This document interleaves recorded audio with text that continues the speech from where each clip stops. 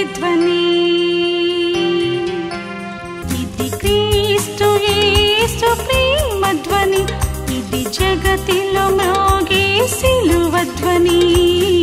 పిలుచుచున్నది ప్రతి వారిని, వినుమా విశ్వసించుమా.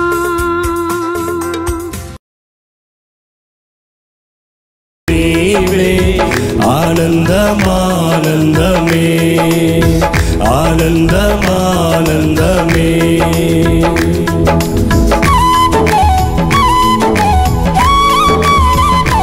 నీ ప్రేమ రుచించిన నాడే నన్ను నేను మరచితినయ్యా, నీ ప్రేమ అధికమయ్యా.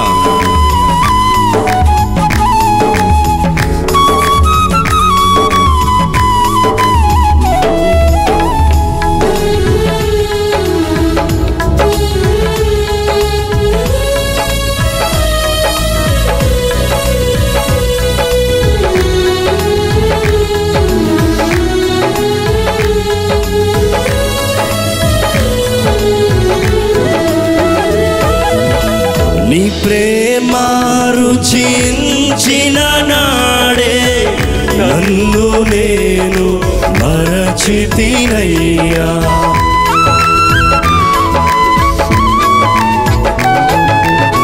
నీ ప్రేమ రుచించిన నాడే నన్ను నేను మరచితినయ్యా.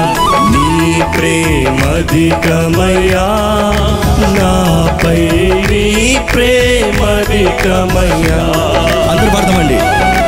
నీ ప్రేమధికమయ్యా, నాపై నీ ప్రేమధికమయ్యా. ప్రేమ ప్రేమ ప్రేమ ప్రేమ ప్రియుడవు నీవే.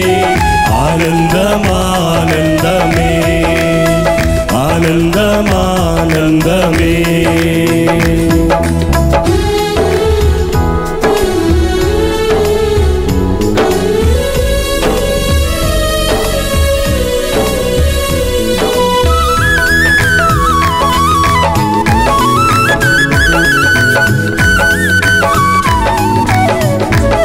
పరలోక ప్రశస్త రాజా, ప్రేమతో నీతించినావా? ప్రేమ తెలియగలదా? ప్రేమ లోతు ఎరుగగలదా?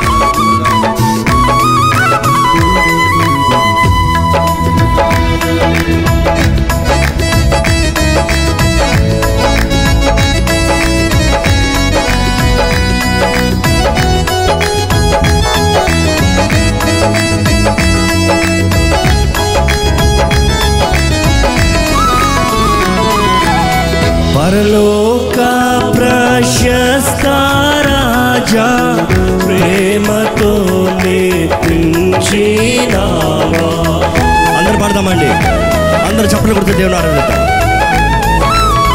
పరలోక ప్రశస్త రాజా, ప్రేమతో నేర్పించినావా. ప్రేమ తెలియగలదా? నీ ప్రేమ లోతు ఎరుగగలదా?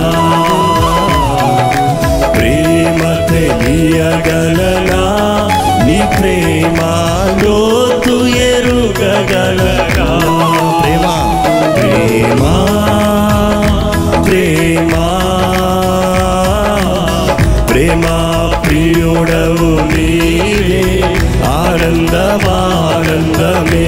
అందరూ ఆనందమానందమే. ప్రేమ ప్రేమ ప్రేమ ప్రియుడవు నీవే. ఆనందమానందమే ఆనందమానందమే.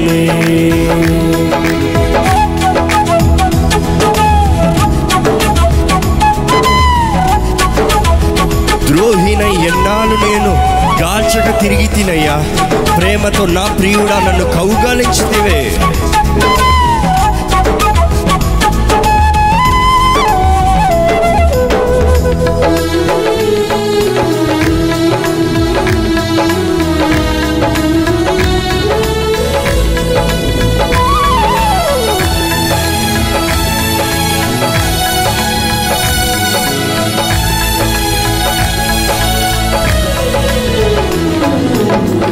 ద్రోహినై ఎన్నాళ్ళు నేను గాల్చగా తిరిగి తీనయ్యా.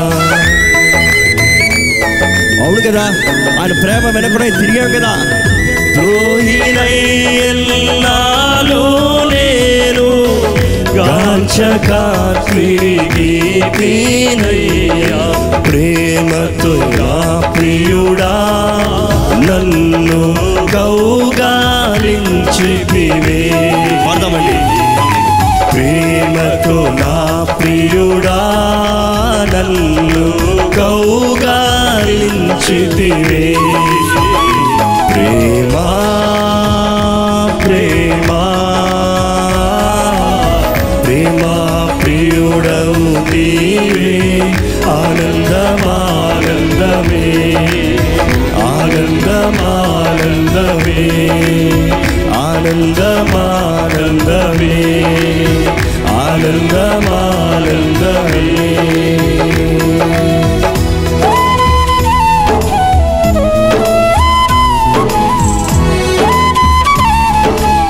ఇహలోక సకల మహిమ పువ్వువలె రాలిపోవును. అవును కదా, వాడదనయ్యా నీ ప్రేమ మారిపోదయ్యా, వాడిపోదయ్యా. ఈ లోకల ప్రేమలు, ఈ లోకల కార్యాలు, లోకపు జీవితాలని పూలాకల విహసించిపోతుందండి. కానీ దేవుని ప్రేమ అంతే, తరగదు, మారదు. తరతరాలు మారిన దేవుని ప్రేమ మారదు.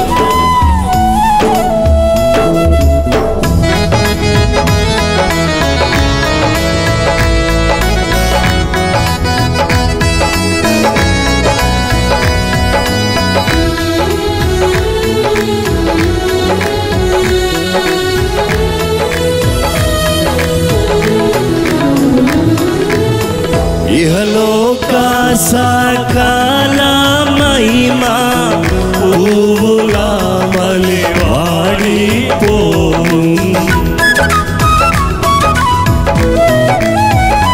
ఓ ఇహలోక సకల మహిమ పువ్వులా వలె వాడిపోవు. వాడదని అయ్యా నీ ప్రేమ వాడిపోదయ్యా. అందరూ మాడదామండి. అవుందేవా, నీ ప్రేమ వాడిపోదయ్యా. ప్రేమ, దేవుని ప్రేమ గురించి. ప్రేమ ప్రేమ ప్రేమ ప్రియుడవు నీవే. ఆనందమానందమే ఆనందమానందమే. ప్రేమ ప్రేమ ప్రేమ ప్రేమ ప్రియుడవు నీవే. ఆనందమానందమే ఆనందమానందమే ఆనందమానందమే ఆనందమానందమే ఆనందమానందమే ఆనందమానందమే. తిమోతికి రాసిన 2వ పత్రిక 3వ అధ్యాయం 1 నుండి నేను చదువుతున్నాను. బైబిల్ ఉన్న వాళ్ళు చూడండి, లేని వారు జాగ్రత్తగా వినండి. అంత్య దినములలో అపాయకరమైన కాలములు వచ్చునని తెలిసికొనుము. అంత్య దినములలో అపాయకరమైన కాలములు వచ్చునని తెలిసికొనుము. ప్రతి దానికి ఒక అంతం ఉంది. పుట్టిన ప్రతి బిడ్డ మరణంతో అంతమవుతాడు. సూర్యోదయం సూర్యాస్తమయమవుతుంది. చీకటి పడితే పగలొస్తుంది. ఈ లోకంలో ఏది శాశ్వతమైంది కాదు. ప్రతిదానికి కొద్ది సమయం మాత్రమే ఇవ్వబడింది. నరుని ఆయుష్ 70 సంవత్సరాలు, అధిక బలం ఉంటే 80 సంవత్సరాలు. అవి త్వరగా గతించిపోవును, మనం ఎగిరిపోవుదుము. మనం కొత్త బట్ట కట్టుకుంటే అది పాతదైపోతుంది. కొత్త ఇల్లు కట్టుకుంటే అది పాత ఇల్లు అయిపోతుంది. ఒక కొత్త వస్తువు కొనుక్కుంటే అది పాడైపోయి ఇరిగిపోయి మళ్ళీ విసిరేయాల్సి వస్తుంది. అలాగే ఆదిలో దేవుడు చేసిన ఈ సృష్టి, ఆకాశము, భూమి, సూర్య, చంద్ర, నక్షత్రములు, సకల జలచరాలు, సకల పక్షులు, సకల జంతువులు, భూమిలో ఈరోజు చూసే సర్వ సృష్టిని నోటి మాటతో చేశాడు దేవుడు. నరుని నేలమట్టితో చేసి వాని నాసికారంధ్రాల్లో ఊదినప్పుడు నరుడు జీవాత్మ కలిగిన వాడయ్యాడు. మనం దేవుని ఆకారంలో, దేవుని స్వరూపంలో చేయబడ్డాం. మన కొరకే ఈ భూమిని, ఆకాశాన్ని, సర్వాన్ని ఆయన సృష్టించాడు. మనం కూర్చున్న భూమి తన చుట్టూ తాను తిరుగుతూ సూర్యుని చుట్టూ తిరిగి వస్తుందని మీకు తెలుసా? అది ఎలాగండి, మనం పడిపోతాం కదా అంటారా? భూమి తన చుట్టూ తాను తిరుగుతూ అలాగే సూర్యుని చుట్టూ తిరిగి వస్తుంది. ఒకసారి తిరిగేటప్పటికి ఒక దినం అవుతుంది, ఒకసారి సూర్యుని చుట్టూ తిరిగి వచ్చేటప్పటికి ఎంత అవుతుందండి? ఒక సంవత్సరం అవుతుంది. దేవుడు ఎంత అద్భుతంగా భూమిని శూన్యంలో వేలాడదీశాడంటే, మరి అనేక గ్రహాలున్నాయి, నవగ్రహాలున్నాయని మనం వింటుంటాం. వాటన్నిటినీ భూమి వేలాడటానికి ఆస్కారంగా అవన్నీ వాటి పరిధిలో తిరుగుతూ ఒక ఆకర్షణ శక్తి ద్వారా భూమిని చక్కగా నడిపిస్తున్నాడు దేవుడు.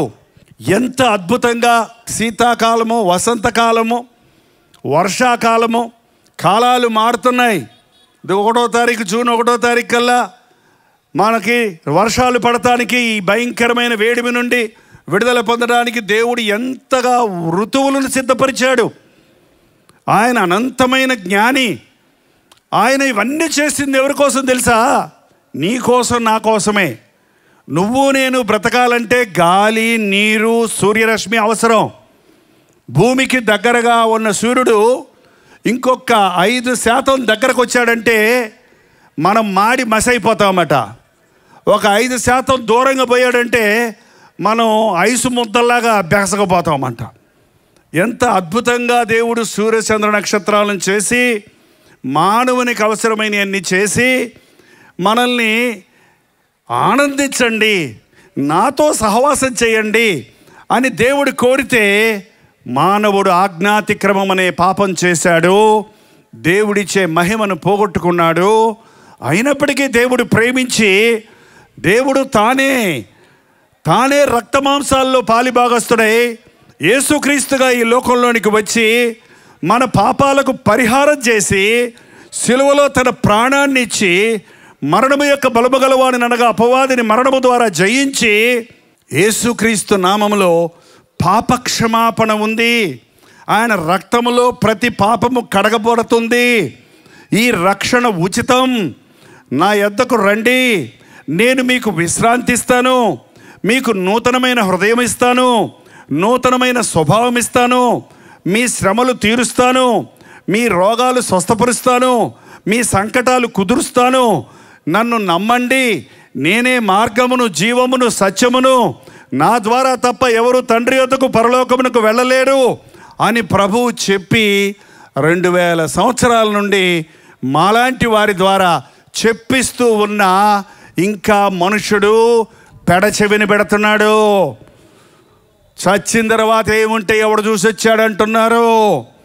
దేవుడు లేడు, దెయ్యం లేదు అనేవాళ్ళు ఉన్నారు. మనుషుడు దేవుని ఆజ్ఞలను మీరి తన ఇష్టానుసారంగా ప్రవర్తిస్తున్నాడు. ఒక సమయం వచ్చేటప్పటికి భూలోకం చెడిపోయింది, బలాత్కారంతో నిండిపోయింది. దేవుడు చూసి బాధపడి ఆనాటి ఆ జనులను వరద ద్వారా, వర్షము ద్వారా, ప్రచండమైన వర్షము ద్వారా ఆనాటి జనాన్ని నీట ముంచేశాడు. నీతిమంతుడిగా కనపడ్డ నోవహు, అతని కుటుంబం మాత్రమే కాపాడబడ్డారు. ప్రతి జంతువు, ప్రతి వృక్షము, ప్రతి సృష్టిలో దేవుడు చేసింది ఒక్కొక్క జతలుగా ఓడలో ఉన్నాయి. వారు తప్ప మిగిలినంత నాశనం చేయబడింది. సరే, వీళ్ళన్నా ఈ కొత్త సంతానం నోవహు కుటుంబమైన యోగ్యులుగా ఉంటారు అని ఆ 3 కుమారులు, వారి సంతానము నా మాట వింటారు అంటే జనం పెరిగే కొలది పాపం పెరగటం మొదలుపెట్టింది. మళ్ళీ దేవుడు అబ్రహామును కోరుకొని ఒక జనాంగాన్ని వేరేగా తీసి, మీరన్నా నా కోసం బ్రతకండి, మీరన్నా దేవుడంటే ఎలా ఉంటాడని బతికి చూపించండి, మీరన్నా నా మాట వినండి, మీరన్నా నా కొరకు బ్రతకండి, నా ఆశ్చర్యకార్యాలు మీకు చూపిస్తా, నా అద్భుత శక్తిని మీకు చూపిస్తా అని వారి పట్ల ఎంతో ఓర్పుతో 40 సంవత్సరాలు వారిని ఐగుప్తు నుండి కానాను దేశానికి నడిపిస్తే వాళ్ళు ఏం చేశారు అనుకున్నారు? వాళ్ళు సనిగారు, వ్యభిచరించారు, తిరగబడ్డారు. ఏంటండి? ఇష్టానుసారంగా దేవుని మీద తిరగబడి అరణ్యంలోనే రాలిపోయారు. ఇప్పుడు ఈ అంచె దినాల్లో ఉన్నాం. సరే, ఇకైనా యేసుక్రీస్తు ఈ లోకంలోనికి వచ్చిన తర్వాత అయినా మనుషులు మారుతారంటే ఆయన ఈ లోకంలోనికి వచ్చి ఎలా మనిషి జీవించాలి అని జీవించి చూపించాడు. యేసుప్రభు మనలాగా బ్రతకలేదండి. ఆయన ఎవరిని తిట్టలేదు, ఆయన ఎవరి దగ్గర దొంగిలించలేదు, ఎవరికి అన్యాయం చేయలేదు, ఎవరిని మోసం చేయలేదు, అహంకారం ఆయనలో లేనేలేదు. ఆయన దీనుడుగా, సాత్వికుడుగా, కనికరము గలవాడిగా, ప్రేమ కలిగినవాడిగా, పరిశుద్ధుడుగా, ప్రార్థనాపరుడిగా జీవించి నా అలాగా బ్రతకండి అయ్యా, తండ్రిని సంతోషపెడదాం, నా రాజ్యానికి తీసుకెళ్తానంటే ఆ మాట వినకుండా ఈనాడు ఇంకా మానవుడు తన ఇష్టానుసారంగానే బ్రతుకుతున్నాడు. ఇంకా దేవుడు విసిగిపోయాడు. విసిగిపోయిన దేవుడు ఈ భూమి, ఈ ఆకాశము, సకల సృష్టి, ఈ పంచభూతములు లయమైపోయే కాలం వస్తుంది. పంచభూతాలంటే దెయ్యాలు కదండి. ఆకాశము, భూమి, గాలి, నీరు, అగ్ని, ఇవన్నీ లేకపోతే నువ్వెక్కడుంటావు? భూమి లేదు, ఆకాశం లేదు, గాలి లేదు, అగ్ని లేదు, నీరు లేదు, ఎక్కడుంటావు నువ్వు? ఇక ఇవన్నీ దహించిపోయే సమయం ఒకటి వస్తుంది. దేవుడు ఎవరిని నాశనం చేయడండి. దేవుడు ఎవడి గతికి వాడిని వదిలేస్తాడు. వదిలేస్తే దేవుడు వదిలేసినోడు నాశనం అయిపోతాడు. దేవునికి ప్రేమించడమే తప్ప శిక్షించడం రాదు. దేవునికి దీవించడమే తప్ప శపించడం రాదు. మన ప్రభువు మనల్ని క్షమించేవాడే కానీ శిక్షించేవాడు కాదు. కానీ మనం అది అలుసుగా తీసుకొని దేవుని ప్రేమను నిర్లక్ష్య పెడుతున్నప్పుడు దేవుని కోపం రగులుకుంటే ఒక క్షణం చాలు మనల్ని వదిలిపెడితే మనం ఏమైపోతాం తెలుసా? 5 రూపాయలు కోడిగుడ్డు ఏంటండి, ఒక్కసారి నీ చేతిలో నుంచి జార విడిచావనుకో ఏమవుద్ది? పగిలిపోతుంది. అయ్యయ్యో సారీ అంటే అంటుకుంటుందా ఏంటండి? మళ్ళీ చెంచాతో ఆ యొక్క సొనంతా తీసి అందులో వేసి మళ్ళీ అంటించడం కుదురుద్దా? కుదరదే. అంతే. మనకు పెద్ద కోడిగుడ్డు ఉంది ఇక్కడ. ఏం గుడ్డు? తలకాయ గుడ్డు. ఈ తలకాయ ఎంత విర్రవీగుద్దో, ఈ తలకాయకి ఎంత భీకరమైన మాటలు మాట్లాడద్దో, ఎంత నేను చదువుకున్నోడిని మేధావిని అంటదో. కానీ ఆ రబ్బర్ టైర్ ఉంటుంది చూడండి, lorry tyre, bus tyre, lorry rubber tyre అండి. దాని కింద నీ తల పడింది అనుకోండి ఏమవుద్ది? హెల్మెట్ పెట్టుకోండి అని చెప్తున్నారు పోలీసులు. అందుకే హెల్మెట్ పెట్టుకోరా నాయన అంటే నాకు తెలిసిలేవా అంటున్నాడు. కింద పడిందే తారు రోడ్డుకి తలకాయ తగిలిందంటే కోడిగుడ్డు ఎట్ట పగులుతుందో ఈ గుడ్డు పగిలిపోతుంది.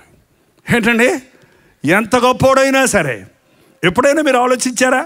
కనీసం కోడిగుడ్డు పగిలిపోతే తీసి ఆమ్లెట్ వేసుకొని తినొచ్చు కదండి. నీ తలకాయ పగిలిపోతే తినడానికి కూడా పనికిరాదు.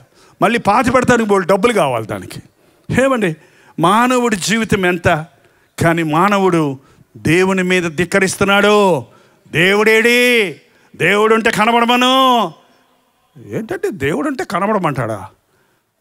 అరే అసలు అమెరికా ఉంది అంటే నమ్ముతారా మీరు?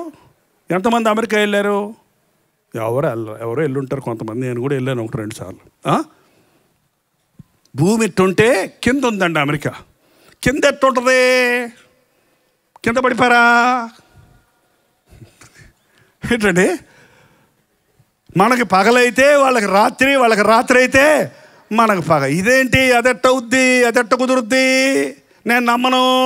నువ్వు నమ్మినా నమ్మకపోయినా ఉందా లేదా? ఉందా లేదా? అన్నీ నమ్ముతాం. పరలోకం ఉంది. ఎక్కడుంది? ఎవడు చూసి వచ్చాడు? చెప్తున్నారు కదండి. యేసు ప్రభు చెప్పాడు. బైబిల్లో 400 సార్లు రాయబడి ఉంది. యేసు ప్రభు అనేక సార్లు పరలోకాన్ని గురించి నరకాన్ని గురించి చెప్పాడు. నమ్మొద్దా? అక్కడ గుయ్యి ఉంది, పోకరా. ఎవడు చెప్పాడు? పోయి చూస్తా, పడి చూస్తా. పడు ఏంటండి, పడి చూస్తాడంట. పడ్డాక నువ్వు చూసేదేముంది? పళ్ళు రాలిపోతాయి అంతే, పైకి లేవలేక. నేను నరకంలో పోయాక చూస్తా, నరకంలో పోయి మారు మనసు పొందుతా. పరలోకం ఉంటే అప్పుడు యేసయ్యా నన్ను క్షమించమంట. ఇక్కడుండగానే, బ్రతికుండగానే నీ జీవితంలో నువ్వు నమ్మాలి. విశ్వాసము లేకుండా దేవునికి ఇష్టడయ్యుండుట అసాధ్యము. దేవుని యొద్దకు వచ్చేవాడు దేవుడు ఉన్నాడు అని నమ్మాలి. దేవుడు మనలాగా మనిషిలాగా శరీరంలో నీ మధ్యకు రాడు, ఆత్మస్వరూపిగా మన మధ్య ఉన్నాడు. ఇదిగో చూడండి, ఇక్కడ ఈ ఆకులు కదులుతున్నాయి. ఎందుకండి? గాలి వస్తుంది. గాలిని చూసారా? ఎప్పుడు చూశారు? ఎర్రగా ఉంటుందా, తెల్లగా ఉంటుందా, నల్లగా ఉంటుందా? ఎలాగుంటుందండి?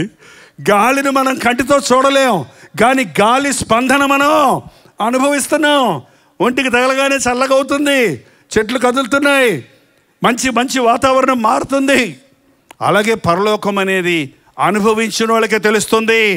అలాగే యేసు ప్రభువు నాతో ఉన్నాడు అన్నది, యెహోవా ఉత్తముడని రుచి చూచి తెలుసుకొనుడి. ఎంతమంది నిజంగా యేసు ప్రభువుని వ్యక్తిగతంగా మీరు ఎరుగుతారండి? దేవునితో సహవాసం చేసేవారికి ఎంతమంది ఉన్నారు? ఈ రోజున యేసు ప్రభు వస్తే మేము వెళ్తాము అని చెయ్యెత్తారు ఇందాక. నిజమేనా? అలవాటైపోయింది మనకి. అంచె దినాలున్నాయి. ప్రభు అతి త్వరలో రాబోతున్నాడు. ప్రపంచంలో గుర్తులన్నీ తేలుతున్నాయి. ఆకాశంలో ఎగిరే పక్షులు చచ్చి పడిపోతున్నాయంట. ఏమైందో ఎవరికి తెలియటం లేదు. ఏంటి ప్రకృతి వైపరీత్యాలు? మంచు కొండలన్నీ కూడా ఆరెంజ్ కలర్లో మారిపోతున్నాయంట. తెల్లటి మంచు ఆరెంజ్గా మారిపోతుంది. ఎందుకు ఇలా అవుతుంది? వాతావరణం కలుషితమైపోయింది. మంచి గాలి లేదు, మంచి నీరు లేదు. దేవుడు సూర్యరశ్మి మన మీద పడి మనకి సన్ బర్న్స్ రాకుండా, గాయాలు కాకుండా ఓజోన్ అనే ఒక పొర పెట్టాడు. ఆ పొర నీళ్ళు ర్యాకెట్లు పంపించి చిల్లులు పెట్టారంటే ఇప్పుడు సొర్ర అని పంపిస్తున్నామని. ఆ చిల్లులు పెట్టిన వలన సూర్యకిరణాలు అందులో ఆ చిల్లుల్లో నుంచి మానవుడి మీద పడి రకరకాల చర్మ రోగాలు వచ్చాయి. మెడ్రాస్ లాంటి సిటీస్లో చెబుతారు, బయటికి వెళ్తే సన్ స్క్రీన్ రాసుకోండి అన్నాడు ఒక ఆయన. సన్ స్క్రీన్ అంటే ఏంటి బాబు, నాకు ఎప్పుడు తెలియదే. ఇది మా చిన్నప్పటి నుంచి మేము ఎప్పుడు రాసుకోలేదే. అయ్యో, ఈ రోజుల్లో సన్ స్క్రీన్ రాసుకోకుండా సన్లోకి వెళ్తే మీ మొహం మాడిపోద్ది, మీ మొహం మచ్చలైపోద్ది. ఏంటండి? దేవుడు చేసిన సృష్టిని పాడు చేసుకొని మనుషుడు మాడిపోతున్నాడు, మనుషుడు పాడైపోతున్నాడు, మనుషుడు రోగాలతో పీడించబడుతున్నాడు. దేవుని మాట వినకుండా మందులేసి పెంచిన ఆహారాన్ని తింటే ఏమవుద్దండి? మధుమేహం, బీపీ, ఏంటి బ్లడ్ ప్రెషరు. అందరికీ ఇప్పుడు షుగర్ వ్యాధి అంటారు. ఏంటండి? ఎందుకు? తినే ఆహారంలో శక్తి లేదు.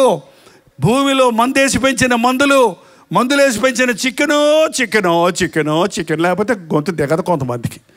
ఏంటండి?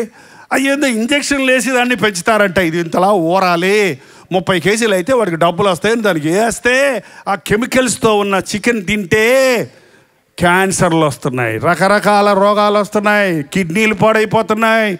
ప్రతివారు వచ్చి ప్రార్థన చేయండి, కిడ్నీలో స్టోన్స్ ఉన్నాయి. ఎట్టొచ్చాయి ఆ కిడ్నీలో స్టోన్స్? ఎప్పుడన్నా తిన్నావా నువ్వు? 1/2 కేజీ కొనుక్కొని స్టోన్స్?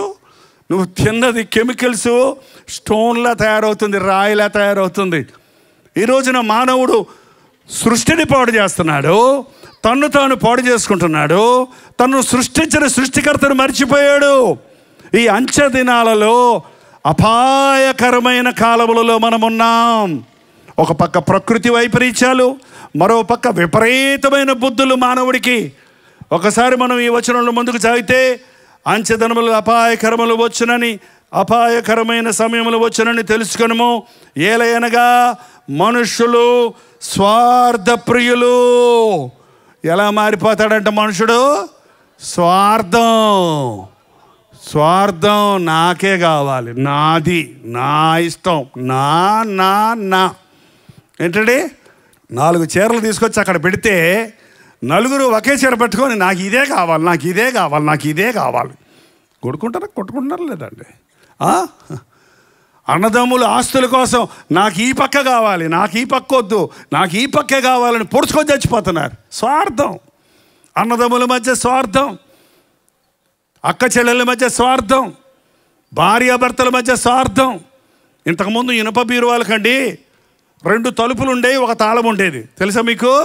ఇప్పుడు వచ్చే బీరువాలకి 2 తలుపులు ఉంటాయి, 2 తాళాలు ఉంటాయి. ఎందుకని అడిగాను నేను. భార్య ఒక పక్క పెట్టుకొని తాళం వేసుకుంటుందంట, భర్త ఒక పక్క పెట్టుకొని తాళం వేసుకుంటాడంట. ఈయన సంపాదన అంతా ఏందంట, ఈయన సంపాదన అంతా. అయ్యో, పెళ్ళైనప్పుడు ఏం చెప్తారండి పాస్టర్ గారు? మీరు ఇరువురు కాక ఏక శరీరమై ఉందురు, కలిమిలో లేమిలో సంతోషములో దుఃఖములో నిన్ను విడువక నిన్ను ఎడబాయక అన్నోడు. నా డబ్బులు నాయే, నీ డబ్బులు నీయే. భార్యాభర్తల మధ్య కూడా స్వార్థం. ఒకళ్ళ తాళం చేతులు ఒకళ్ళు ముట్టుకోరు, ఎవరి సెల్ ఫోన్ వాళ్ళకి. ఏం కావాలండి? భార్య సెల్ ఫోన్ భర్త ముట్టుకుంటే గొడవ. భర్త సెల్ ఫోన్ ఓపెన్ చేసుకుందానికో భార్య ఈడాకులు ఇచ్చేస్తాడు. నీకు ఏమనుకుంటున్నావు, నా సెల్ పట్టుకున్నావంటి. అరే, సెల్ పట్టుకుంటే ఈడాకులు ఇచ్చేస్తాడంట. నిన్ను వదిలిపెట్టేస్తాడు, నువ్వు వద్దే వద్దు, నాకు సెల్లే నా మొదటి పెళ్ళాం, నువ్వు రెండో పెళ్ళానివి. ఏంటండి నీ సెల్లా నీకు మొదటి వ్యక్తి? నీ జీవితంలో నీ భాగస్వామి కదా, నీ భార్య కదా. స్వార్థంతో నిండిపోయారు. ఎక్కడ చూసినా స్వార్థమే. ఇవాళ డబ్బు దగ్గర స్వార్థం, తిండి దగ్గర స్వార్థం, ఆస్తుల దగ్గర స్వార్థం, అహంకారం దగ్గర స్వార్థం. నేనే ఎక్కువ ఉండాలి అందరికంటే, నన్నే పొగడాలి, అందరూ కూడా నన్నే మెచ్చుకోవాలి, ఇంకెవరన్నా మెచ్చుకుంటే నేను ఒప్పుకోను. అలాంటి బుద్ధులు ఈ రోజున మనం చూస్తున్నాం. జాగ్రత్త, అలాంటి బుద్ధి మీలో వచ్చుంటే మీరు దేవుని సంబంధులు కాదు. స్వార్థం ఎక్కువైపోయింది. ఈ రోజున చాలామందికి సెల్ ఫోన్లు ఉన్నాయి కదండి. ప్రతి వాళ్ళు వచ్చేది నాకు ఎయిర్పోర్ట్కి వెళ్ళినప్పుడు, ట్రైన్లో, రైల్వే స్టేషన్లో, బస్ స్టాండ్లో ఎక్కడన్నా కనపడ్డాను అనుకోండి, నన్ను గుర్తుపెడతారు. పాస్టర్ గారు పరిగెత్తుకుంటూ వచ్చి సెల్ఫీ తీసుకుంటానండి అంటారు. సెల్ఫీ ఎందుకమ్మా? ఆ బ్రదర్ ఎవరైనా తీస్తారు, బాబు బ్రదర్ తీయంట. కావద్దండి, నాకు సెల్ఫీ కావాలి, నేను ముందు మీరు వెనకాల. నేను ఎంతో ఆయన నాతో ఉండడం కాదు, నేను ఆయనతో ఉన్నాను, నేను అయ్యగారితో ఉన్నాను, నేను ఎంపీ గారితో ఉన్నాను, నేను పెద్దోళ్ళతో ఉన్నాను, నేను ఎంత అందంగా ఉన్నానో చూడు వాళ్ళకంటే అని ముందు నువ్వు పెట్టుకోవాలన్నమాట. సెల్ఫిష్నెస్, ఎక్కడ చూసినా సెల్ఫిష్నెస్. ఏంటండి? బాప్తిసం ఇచ్చే యోహాను అన్నాడు, ఆయన హెచ్చవలసి ఉన్నది నేను. దేవుని బిడ్డలు ఎప్పుడు కూడా నిస్వార్థంగా ఉంటారండి. నీకు కావాలా తీసుకో, మంచిది నీకు కావాలా తీసుకో, మిగిలింది నేను తీసుకుంటా అనేవాడు దేవుని బిడ్డ.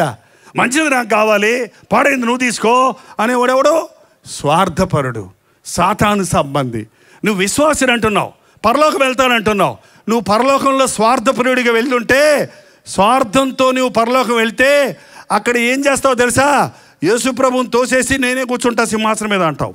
మరి అదే చేశాడు లూసిఫర్. నేను కూడా దేవునితో సమానంగా కూర్చుంటా, నా సింహాసనాన్ని ఎత్తు చేసుకుంటా, నేను కూడా దేవుణ్ణే.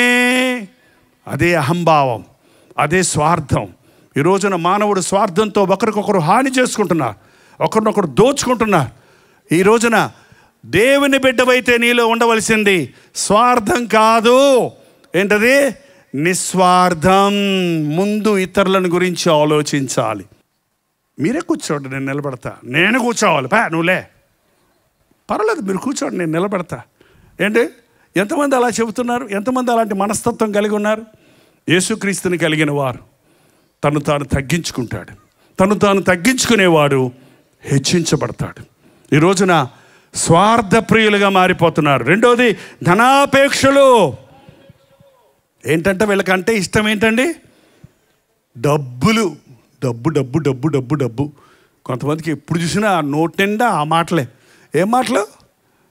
డబ్బులు ఇవా, డబ్బులు ఇవా, ఏమండి డబ్బులు ఇరా, ఏమే డబ్బులు ఇవా, ఎందుకండి సారాయి తాగాలే, ఎంత స్వేచ్ఛో భార్య దగ్గరికి వెళ్ళి అడుక్కుంటాడు. బాబా ఇవి ఒక్కరోజుకి ఇవా ఏంటండి? భార్య నగలు తీసుకెళ్ళి తాకట్టు పెట్టి సారాయి తాగుతాడు వీడు. ఏంటండి? భార్య చీరలు తాకట్టు పెట్టి సారాయి తాగే వాళ్ళు ఉన్నారు మా చెన్నైలో కొంతమంది. ఎంత భయంకరమైన పరిస్థితి. డబ్బు కోసం అడుక్కు తింటారు, డబ్బు కోసం దొంగతనాలు చేస్తారు, డబ్బు కోసం మోసాలు చేస్తారు, డబ్బు కోసం అన్యాయం చేస్తారు. ఎంతమంది ఈ రోజున లంచం డబ్బుల కోసం కక్కుర్తి పడతారు. లంచగొండుల ఇల్లు కాల్చివేయబడును అని దేవుని వాక్యం సెలవిస్తుంది. కష్టార్జితాన్ని దేవుడు దీవిస్తాడు. నువ్వు కష్టపడి సంపాదించుకున్న డబ్బు కొద్దిగైనా అది ఆశీర్వాదకరంగా ఉంటుంది. నువ్వు అన్యాయంగా సంపాదించిన డబ్బు నోటికి ఇంపుగా ఉంటుందంట, కడుపులో పోతే మట్టి అయిపోద్దట. అది జాగ్రత్త. నువ్వు లంచం డబ్బులతో ఆహారాన్ని సిద్ధపరిచి నీ బిడ్డలకు పెడితే మాత్రలుగా అయిపోతాయి నీ డబ్బులన్నీ కూడా. అది అరగదు వాళ్ళకి, అది ఆశీర్వాదం కాదు వాళ్ళకి. ఈ రోజున డబ్బు కోసం మనుషుడు ఎన్ని తిప్పలు పడుతున్నాడు. డబ్బు అంటే కొండ మీద కోతైనా దిగి వస్తుంది అన్నారు మన తెలుగులో. తమిళ్లో చెప్తారు పణమంట్రాలు పినం కూడా ఎదుర్చి నిక్కుమంటే డబ్బులు అంటేనంటే చచ్చినోడు కూడా అంటాడంట. చచ్చినోడు లేచి కూర్చుంటాడంట.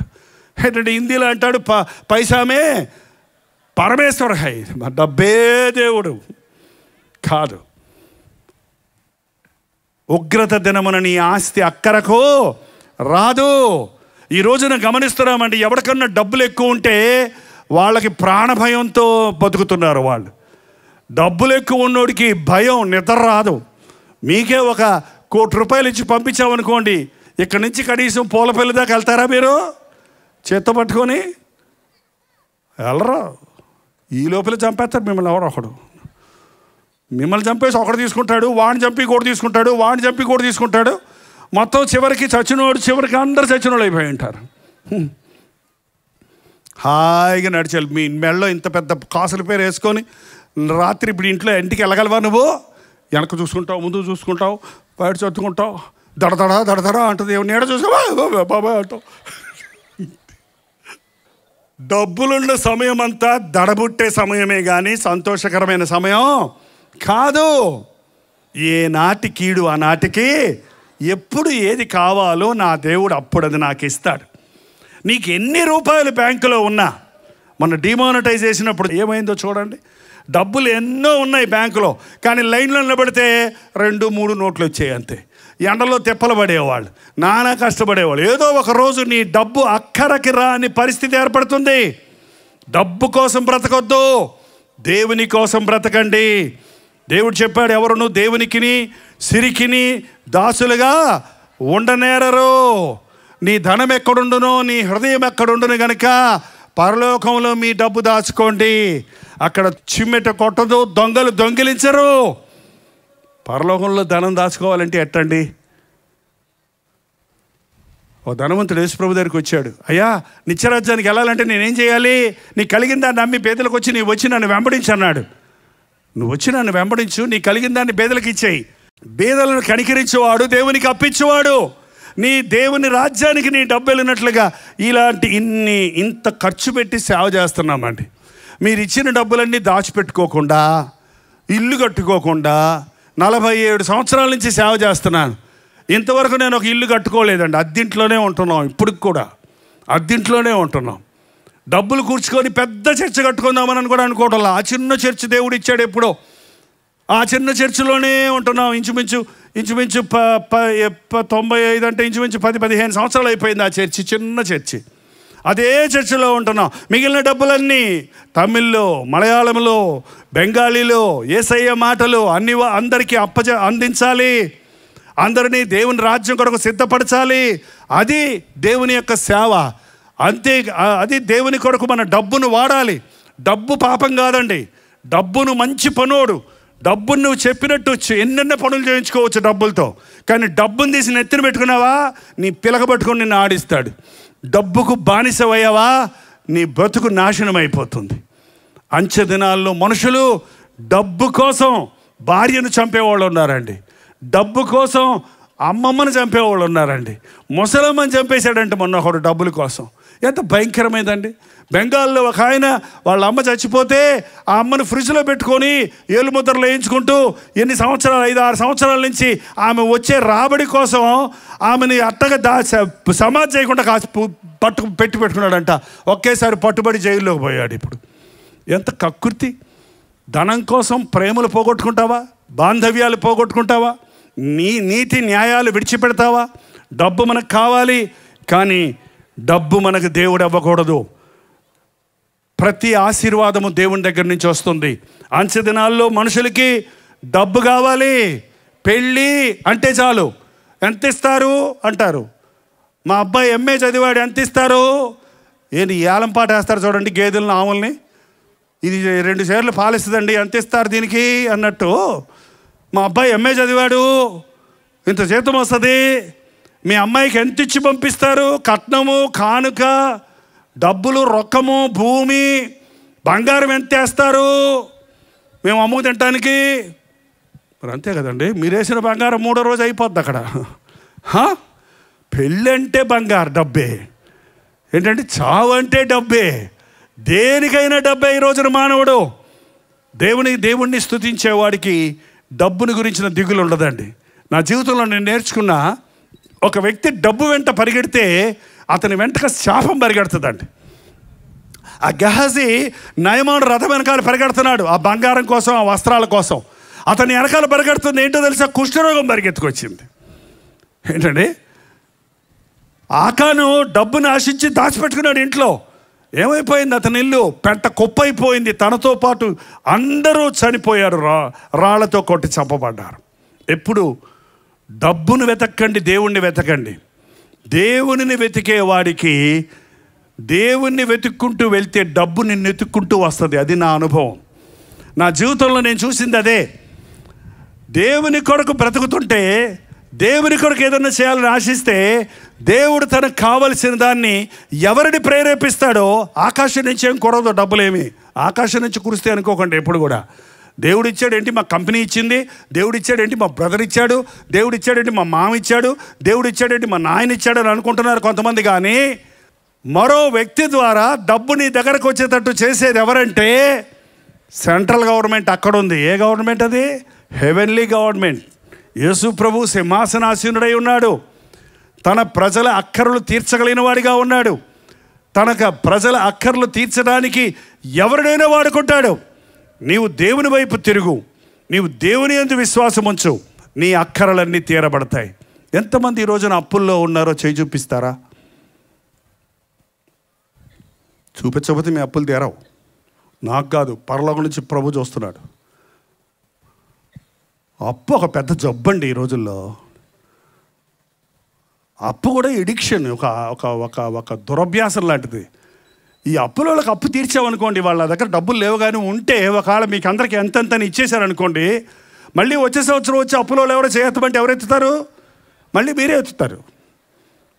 అప్పు తీరిపోయింది కదా, మళ్ళీ అప్పు లేకపోతే నిద్ర పడదు కొంతమందికి.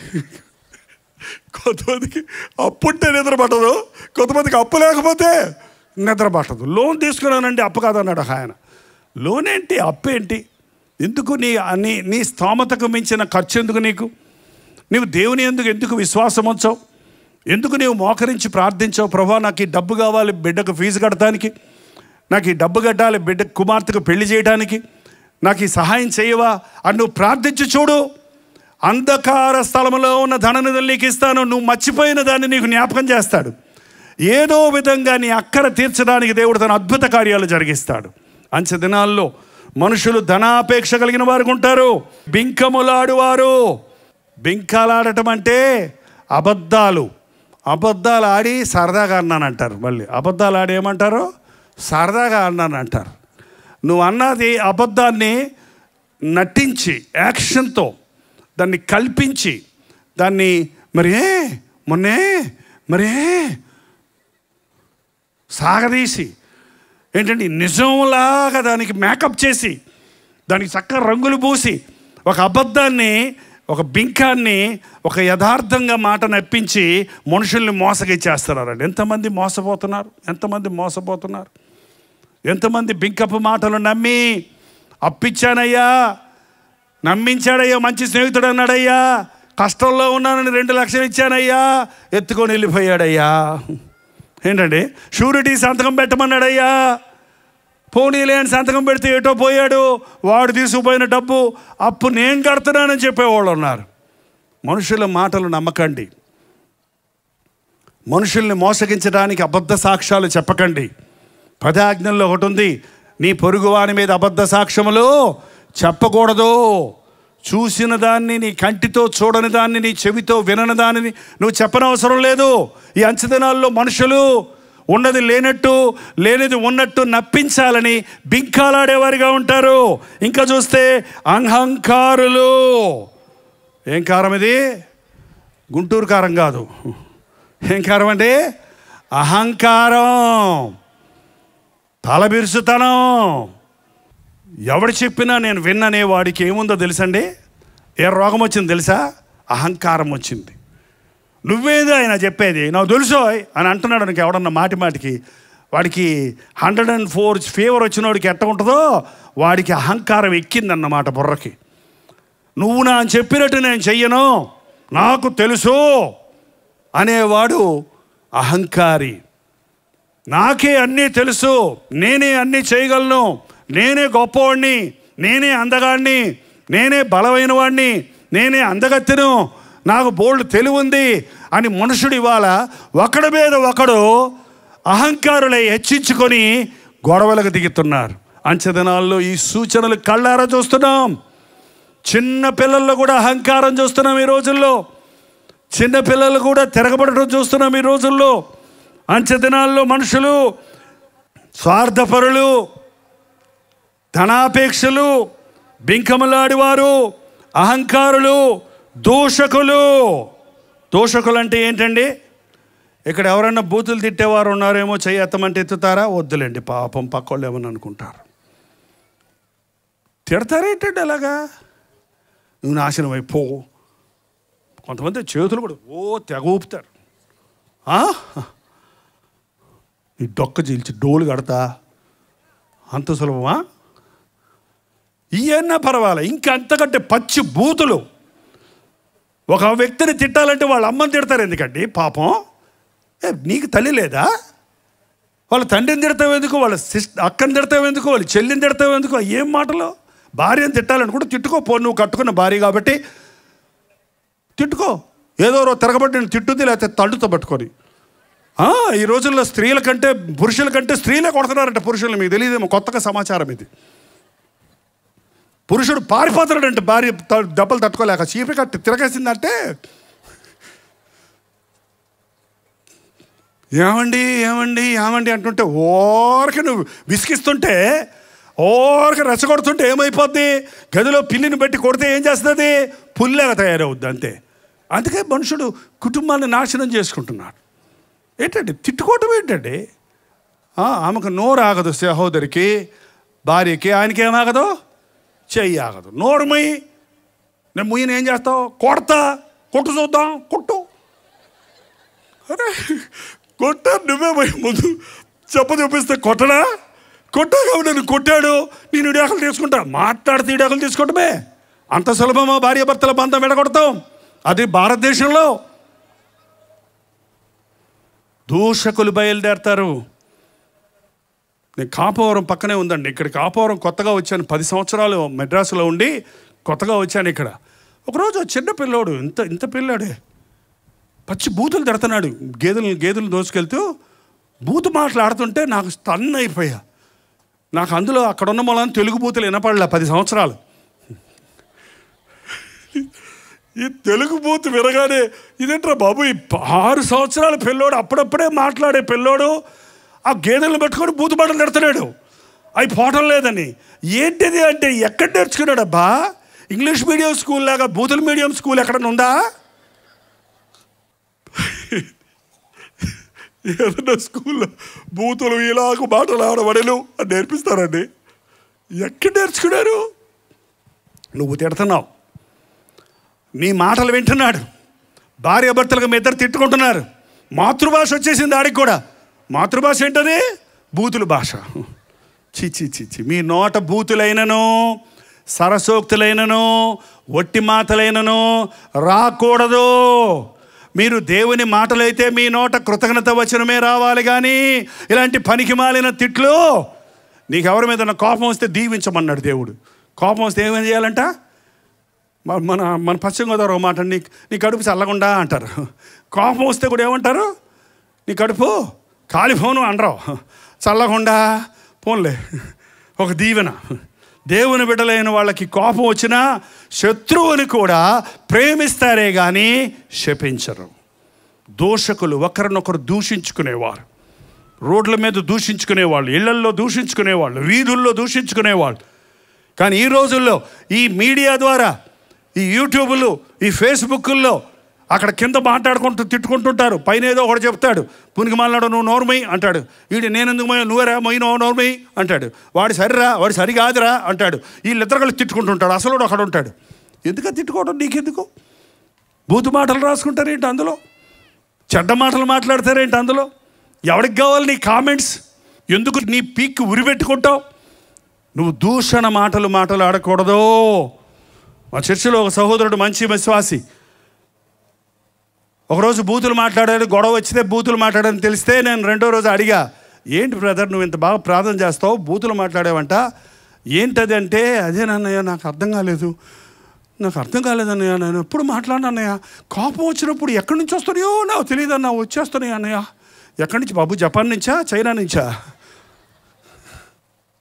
బైబిల్ చెప్తుంది, హృదయం నిండి ఉన్న దానిని బట్టి నువ్వు ఎక్కడుంది బూతులు?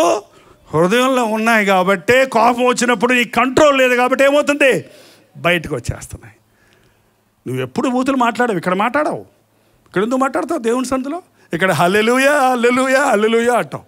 అక్కడికి పోయాక మళ్ళీ పచ్చిబూతులు వచ్చేస్తాయి, నరకానికి పోతావు. దూషణ మాటలాడేవారు, దూషకుడు, సాతాను దూషకుడండి. వాడి పని ఏంటంటే ఎలాగైనా సరే మనం దేవుణ్ణి దూషించాలి, మనం ఒకరినొకరు దూషించుకోవాలి అని మన మధ్య భేదాభిప్రాయాలు పెట్టిస్తాడు. రాత్రి పగళ్ళు దేవుని సన్నిధిలో కూర్చొని నేరారోపణ చేస్తుంటాడు. యోబు ఊరకనే నీ అంత భక్తి కలిగినా, నువ్వు అన్నీ ఇచ్చావు కదా, ఒక్కసారి ఆస్తి తీసేయి, ఆశీర్వాదం తీసేయి, కంచె తీసేయి, నీ ముఖం మీద దూషించకపోతే చూడు అని సవాల్ చేశాడు. నా భక్తుడైన యోబు నిందారహితుడు, వెళ్ళన్నాడు. అన్నీ పోయినప్పటికీ యోబు ఏమన్నాడో తెలుసండి? భార్య వచ్చి చెప్పింది, ఎందుకయ్యా ఇంకా నీకు భక్తి, బిడ్డలు చచ్చిపోయారు, ఆస్తి పోయింది, ఆరోగ్యం పోయింది, ఇంకా దేవుడు అంటావు, దేవుణ్ణి దూషించి మరణం అవరాదా? బుద్ధిహీనురాలాగా మాట్లాడొద్దు. యెహోవా ఇచ్చెను, యెహోవా తీసుకొను, ఆయన నామమునకు స్తుతి కలుగునుగాక. దేవుని బిడ్డల నోట్లో స్తుతి ఉండాలి కానీ దూషణ ఉండకూడదు. పరలోక రాజ్యం వెళ్ళాలనుకునేవారు మీ హృదయాన్ని సిద్ధపరచుకోండి. మీ నోటిని అదుపులో పెట్టుకున్నట్టు నోటికి కళ్ళెం పెట్టుకోవాలన్నది బైబిల్లో. ఒకడు భక్తి గలవాడని చెప్పుకొని కళ్ళెం పెట్టుకోకపోతే అతడి భక్తి అంతా వ్యర్థం. కళ్ళెం అంటే కంట్రోల్ ఉంటుంది. గుర్రానికి కళ్ళెం పెడతారు, ఆ కళ్ళెం పెట్టుకుంటే గుర్రాన్ని కంట్రోల్ చేయొచ్చు. అలాగే నీ నాలుకను దేవుని ఆధ్వర్యంలో ఉంచున్నట్లుగా దేవుని వాక్యం ద్వారా నోటిని అదుపులో పెట్టుకునే కృప కొరకు వేడుకోవాలి. అంచెదినాల్లో మనుషులు స్వార్థప్రియులు, ధనాపేక్షలు, అహంకారులు, దూషకులు, ఇంకెవరండి? తల్లిదండ్రులకు అవిధేయులు. నేను కొన్ని వందల కుటుంబాలకి ప్రార్థన చేస్తుంటానండి. చాలామంది తల్లులు తండ్రులు నా దగ్గరకు వచ్చి ప్రార్థన చేయించుకుంటుంటారు. వాళ్ళు చెప్పేది ఒక్కళ్ళు కూడా, మా బిడ్డలు చాలా మంచివాళ్ళండి, మాకు లోబడతారండి అని చెప్పేవాళ్ళు ఒక్కళ్ళు కూడా కనపడరు. మా పిల్లలు ఈ మధ్య భలే తిరగబడుతున్నారండి, చెప్పిన మాట వినటం లేదండి, ఏమన్నా అంటే చచ్చిపోతానంటున్నారండి. ఇదొకటి బెదిరిస్తున్నారు యవనస్తులు ఇవాళ. అమ్మ చెప్పింది, నాకు బైక్ యమహా కొనిస్తావా, చావమంటావా అన్నాడంట ఒకడు. ఒరే నీకు యమహా కొనిచ్చినా కూడా చస్తావు ఎముడెక్కి, ఆ చచ్చేదో చావపోరా అన్నాడంట కఠినుడైన ఒక తండ్రి. ఏం బెదిరించాలండి తల్లిదండ్రుల దగ్గరికి వచ్చి? ఫీజు కట్టు, నాకు జీన్స్ ప్యాంటు కొను, కిల్లర్ ప్యాంటు కొనమన్నాడంట ఒకడు. ఏం క్యాంటు? కిల్లర్, దాని పేరు కిల్లరు. కిల్లర్ అంటే చంపేవాడు. ఎన్ని చిన్నులు ఉంటే అంత గొప్ప అంట. ఎన్ని చినిగిపోయిన ఉంటే జీన్స్ ప్యాంట్ మీద అంత కొత్తది కొనుక్కోరా అంటే, పాత కొనుక్కొచ్చావరా అంటే, ఇది స్టైల్ డాడీ అన్నాడంట. మళ్ళీ పైగా ఏంటండి మనుషుడు, యవనస్తులు ఇవాళ ఎలా తయారవుతున్నారో చూడండి. చదివేది 10th క్లాసు, కావాల్సింది యమహా కావాలి. చదివేది 5వ క్లాసు, వాడికి అప్పుడే పెద్ద ప్యాంటు కావాలి. వాడికి కూడా బూట్లు కావాలి, వాడికి కూడా టై కావాలి, వాడికి వెనకాల పెద్ద మూట కావాలి. వాడు చదివేంటో తెలియదు, పోతారో వస్తారు గాడిద బరువు మోసుకొని. యవనస్తులు పెరుగుతుంటే అవిధేయత కనపడుతుంది. ఎంతమంది యవ్వన బిడ్డలు తల్లిదండ్రులు ఎదిరిస్తున్నారు. నేను ఒకప్పుడు నా తండ్రిని అలా ఎదిరించా, నా తండ్రి మీద తిరగబడ్డా. కానీ యేసు ప్రభు నన్ను దర్శించిన రోజున నా తండ్రి కాళ్ళ మీద పడి, నన్ను క్షమించు, అమ్మ నన్ను క్షమించు, మిమ్మల్ని బాధ పెట్టాను, నన్ను క్షమించండి అని కన్నీటితో క్షమాపణ అడిగి సమాధాన పడ్డా. ఆ తర్వాత ఎప్పుడు నా తల్లిదండ్రులు నేను దూషించలేదు, ఎప్పుడు నేను వాళ్ళని బాధ పెట్టలేదు. ఎప్పుడు వాళ్ళ వృద్ధాప్యంలో కూడా నా చేతనైనంత వరకు వారిని చేరదీసి నేను చేయగలిగింది చేశాను. వృద్ధాప్యంలో నీ తల్లిని నిర్లక్ష్య పెట్టద్దు, వృద్ధాప్యంలో నీ తండ్రిని నిర్లక్ష్య పెట్టద్దు. ఈ రోజున ఎంతమంది యవ్వన బిడ్డలు కని పెంచి పెద్ద చేసి నిన్ను బాగా చదివించి ఇతర దేశాలకు పంపిస్తే, మేము అక్కడి నుంచి రాము, నువ్వు అక్కడే ఉండు, మా దగ్గర రావటం కుదరదు, కొంచెం డబ్బులు పంపిస్తాను, ఎంత 50 రూపాయలు పంపిస్తాను. 50 రూపాయలు పంపిస్తాడు అమెరికా నుంచి. అంచె దినాల్లో తండ్రి అనే భేదం లేదు, తల్లి అనే ప్రేమ లేదు. ఎంతోమంది ఈ రోజున బిడ్డలు తల్లిదండ్రుల మీద తిరగబడుతున్నారు. ఈరోజు ఇక్కడ ఉన్న యవనస్తులకి ప్రభు అయిన యేసుక్రీస్తు నామములో హెచ్చరిస్తున్నా, నీ తండ్రిని దూషించుంటే, తండ్రి మీద తిరగబడి ఉంటే, లోయ కాకులు వచ్చి నీ కళ్ళు పీకేయక ముందే నువ్వు నీ తల్లిదండ్రుల దగ్గర సమాధానపడు. వృద్ధాప్యంలో తల్లిని బాధ పెట్టకండి. ఎంతమంది అండి ఈ రోజున కన్న తల్లిని ఏడిపిస్తారు. కన్న తల్లిని పోషించాల్సినోడు ఇంకా నీ ఆస్తి రాసి చావరాదా, ఎందుకు బతుకున్నావు అని అడిగే దరిద్రులు, దౌర్భాగ్యులు ఉన్నారు. ఇది అంచె దినాల యొక్క సూచన. మానవుడు సహజమైన ప్రేమ లేనివాడిగా, నీతి లేనివాడిగా మారిపోవటం ఈ రోజున చూస్తున్నాం. అంచె దినాలలో మనుషుడు తల్లిదండ్రులకు అవిధేయులు, కృతజ్ఞత లేనివారు. ఏం లేదంటే వీళ్ళకి, నా ప్రాణమా యెహోవాను సన్నుతించుము, ఆ అంతరంగమా ఆయన పరిశుద్ధ నామమును స్తుతించుము, నా ప్రాణమా యెహోవాను స్తుతించుము, ఆయన చేసిన ఉపకారములలో దేనిని జ్ఞాపకం ఉంచుకొనకము.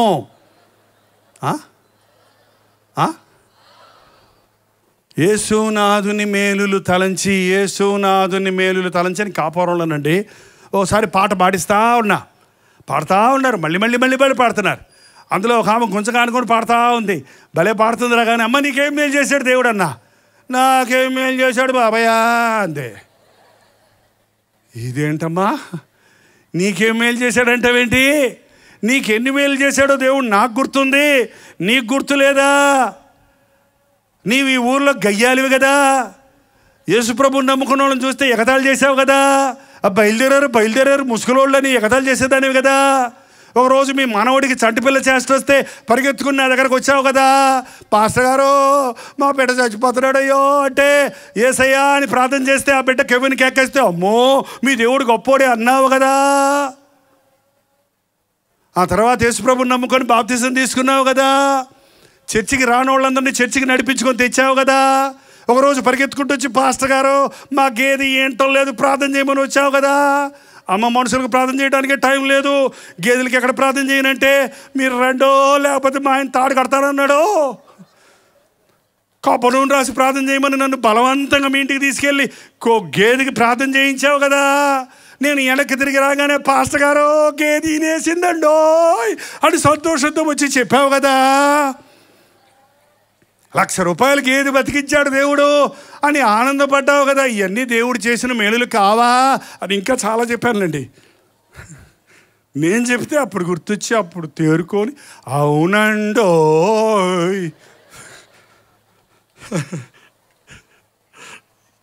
ఒక్కసారి ఆలోచన చేయండి. దేవుడు ఏదన్నా మేలు చేస్తే సాక్ష్యం చెప్పమంటే నిన్న జరిగింది చెప్తారే కానీ నీ బతుకులో ఎన్ని మేళ్ళు చేశాడు ఆయన, ఎన్ని మేళ్ళు చేశాడు. ప్రతి క్షణము ఒక మేలేనండి. గుండె నిమిషానికి 72 సార్లు కొట్టుకుంటుంది. 72 సార్లు ఒక్కసారి కొట్టుకోకపోతే ఏమవుతావు చెప్పు, హార్ట్ అటాక్ వచ్చి చచ్చిపోతావు. అంటే దేవుడు నిన్ను ప్రతి క్షణము కాపాడుతూనే ఉన్నాడు. ఊపిరి నిమిషానికి 23 సార్లు ఊపిరి పీల్చుకుంటున్నాం, వదులుతున్నాం, శ్వాస నిశ్వాసాలు జరుగుతున్నాయి. ఒక్కసారి కనుక ఊపిరి వచ్చి ఆగిపోయింది అనుకో, పైకి వెళ్ళి ఆడాడు అనుకో, అయిపోయింది. ఏంటంటే ఈరోజు నువ్వు సజీవుడిగా ఉన్నావంటే దేవుడు నీకు మేలు చేశాడు. పక్కోళ్ళకి చెప్పండి. ఇవాళ మనం బ్రతుకున్నామంటే అది దేవుని చేసిన మేలే. కృతజ్ఞత లేని వారు అంచెదినాల్లో ఎన్ని ఇచ్చినా కూడా తీసుకుంటే ఉంటారు. కొంతమంది భార్యలు అంతే, ఏమిచ్చావు నాకు, ఏం కొన్నావు నాకు, ఏం కొన్నావు. అదేంటమ్మా, మన దీపావళికి పట్టు చీర కొన్నాను కదా, మన క్రిస్మస్ పండుగకి నెక్లెస్ కొన్నాను కదా, మన గాజులు కొన్నాను కదా పోయిన సంవత్సరం, మన ఎర్ర చీర కొన్నాను కదా. కొన్నావులే, అప్పుడు కానీ గుర్తురాదు. ఏంటండి, తింటూనే ఉంటాడు, రోజు తింటూనే ఉంటాడు. చికెను, మటను, బీరకాయలు, కీరకాయలు అనేది. ఏం పెట్టావు నాకు, గడ్డి అంటూనే ఉంటాడు, తింటూనే ఉంటాడు, గడ్డి అంటూనే ఉంటాడు. ఏంటంటే ఒక్కరోజు తిండి సరి లేకపోతే కొంతమందికి ఇన్ని రోజులు తిండే గుర్తురాదు. అసలే కృతజ్ఞత లేదు. మా నాన్నగారు మారు మనసు పొందకముందు మా అమ్మని తెగ ఏడిపించేవాడు, విసికిచ్చేవాడు. ఒక రాయి వచ్చిందంటే ఇస్త్రీ కొట్టాడు. రోజు పళ్ళెం గిరగరగరగర తిరిగి డబాలు పడింది. అది అంత క్రూరుడు ఆయన. కానీ మారు మనసు పొందాడు. యేసు ప్రభువుని తెలుసుకున్న తర్వాత ఆయన భోజనం దగ్గర కూర్చుంటే ఓ రోజు ప్రార్థన చేసుకుంటుంటే విన్నాను, ప్రభువా నాకు మంచిగా వండి పెట్టే భార్యని ఇచ్చావు, నీకు వందనాలు అంటున్నాడు. ఏంటంటే, నాకు మంచిగా వండి పెట్టే భార్యని ఇచ్చావు, నీకు వందనాలు. దాని విషయమై దేవుని కృతజ్ఞత. ఒక మంచి భార్యను దేవుడు నీకు ఇస్తే ఆమెను విసిగిస్తావు. ఒక మంచి భర్తను నీకు ఇస్తే, నా భర్త తాగుబోతు కాదే, తాగుబోతులతో సంసారం చేసే సహోదరులను చూస్తే నాకు భలే బాధ కలుగుద్దండి. ఎలా సహించుకుంటారు అసలు వాళ్ళు, ఎలా భరించుకుంటారు? అంత కష్టపడి వాళ్ళని భరించుకొని కుటుంబాన్ని కట్టుకుంటుంటే నీ భర్త కొంచెం ఒక్కరోజు లేటుగా వస్తే, లేక ఒక్క విషయం నీకు అడిగింది ఇవ్వకపోతే ఏ తోకతొక్కని పావులకు తుస్సు వండలేస్తారేంటండి? దేవా నీకు వందనాలు, నా భర్త నాకు చీరకొని పెట్టకపోయినా సారాయి దాక్కుండా వచ్చాడయ్యా, నీకు అందుకు వందనాలు. ఏంటండి, నా భర్త నేను అడిగింది ఇవ్వకపోయినా నన్ను చేయి చాపి ఒక్కసారి కూడా కొట్టలేదు, చేయి చేసుకోలేదు, అందుకు నీకు వందనాలు అని చెప్పితే అది కృతజ్ఞత కలిగి ఉండటం. ఎన్నిచ్చినా కొంతమందికి కృతజ్ఞత ఉండదు. ఈ అని తీసుకుంటారు. ఏమిచ్చావు అంటారు. ఏంటండి, పిల్లలు అలాగే తల్లిదండ్రుల మీదకి వచ్చి ఏం పెట్టావు నాకు, ఏమిచ్చావు ఆయన 9 మాసాలు నిన్ను మోశారు, ప్రసవ వేదన పడి కడ్డారు, నిన్ను చిన్న బిడ్డగా ఉన్నప్పుడు ఎత్తుకొని పెంచారు, కంటికి రెప్పలా కాపాడాడు, జలుబు చేస్తే డాక్టర్ దగ్గర తీసుకెళ్ళాడు, బాధ వస్తే పాస్టర్ గారి దగ్గర తీసుకెళ్ళి ప్రార్థన చేయించారు, స్కూల్కి వెళ్ళి ఫీజులు కట్టారు, నీ కోసం నానా తిప్పలు పడి నిన్ను పెంచి పెద్ద చేస్తే నువ్వేం చేసావంటావా, ఏమిచ్చావు నాకు అంటావా? నువ్వు కలిగి ఉన్న శరీరం నీ తల్లిదండ్రులు నీకు ఇచ్చిందే. నీలో ఉన్న జీవం దేవుడిచ్చాడు, నీ శరీరం తల్లిదండ్రుల ద్వారా నీకు కలిగింది. అందుకే నీవు కృతజ్ఞత కలిగి ఉండాలి తల్లిదండ్రుల పట్ల. అంచె దినాల్లో మనుషులకి కృతజ్ఞత లేదు. కృతజ్ఞత లేని వారు అపవిత్రులు.